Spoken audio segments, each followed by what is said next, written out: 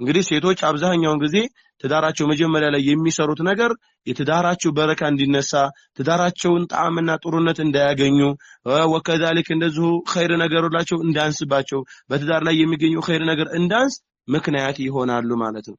ስለዚህ እህቶች ትዳር ስትገቡ ወጭ አታብዙ። ወደፊት ይመጣል ሐዲሱ እንቀራዋለን። ኸይሩ ኒካህ አይሰሩሁን ለልሙናን በላጭ ኒካህ ብሎ ማለት ወጩ አነስ ያለ ነው። አው ቤተሰብ አይጠራድም አይደገስ አይደለም አሊን ወለው ቢሻቲን ብለዋል ነብዩ ሰለላሁ ዐለይሂ ወሰለም። በአንዲት ፍየልም ቢሆን እንኳን ምን አድርግ ብለዋል?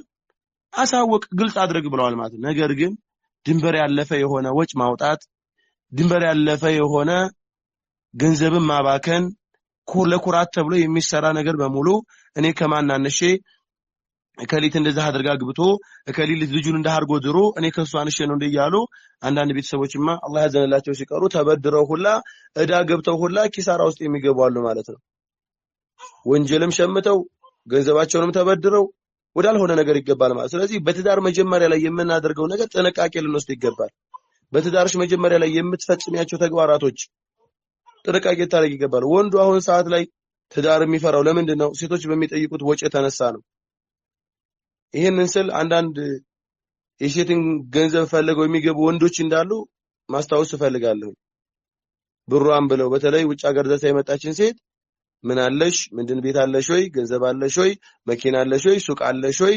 እያሉ የሚጠይቁም አሉ። ወለዒያዙ ቢላህ እነዚህ ከዚህ ውስጥ የሚገቡ አይደሉም።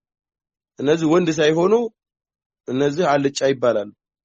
አልጫ ናቸው፣ የወንድ አልጫዎች።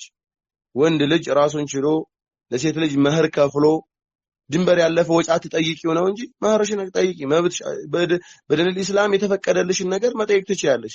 ነገር ግን አሁን ወርቅ ሰማይ በገባበት ሰዓት የይሁዳዎችን የነሷራዎችን የይሁዳዎችን ሱና ካልተከተልኩ ብለሽ በሰርግ ጊዜ ወርቅ ማስገዛት ከየት የመጣ ነው? ይሄ ወርቅ ማስገዛት ለሰርግ ተብሎ ወርቅ የጣት ቀለበት የወርቅ ቀለበት ማስገዛት ከየት የመጣ ነው? ይሄ እኮ የእስልምና ሱና አይደለም። እስልምና እኮ አያውቀውም። ለቬሎ ወጭ ማውጣት፣ ለካሜራ ወጭ ማውጣት፣ ለተለያዩ ነገራቶች ወጭ ማውጣት ምን ያደርግልሻል? በኒቃብ አግቢ፣ በሂጃብ አግቢ። በቃ አንድ ኒቃብ ሁለት ኒቃብ ይግዛልሽ፣ አንድ ጅልባብ ሁለት ጅልባብ ይግዛልሽ፣ ጫማ ይግዛልሽ። በቃ በእነዚህ ቀለል አድርገሽ ትዳርሽን ጀምሪ። አላህም በረካ ያደርግልሻል። ያ ባልሽ እኮ ካለው ብር ካለው እኮ ሀብት ካለው እኮ ካገባሽ በኋላ ብዙ ነገር ሊያደርግልሽ ይችላል። አሁን ገና ሳይገባ በወጭ አናቱን ታዞሪዋለሽ፣ ታጨናንቂዋለሽ። ከገባ በኋላ ደግሞ ቤታችሁን ትርክ ይሆናል ማለት ነው።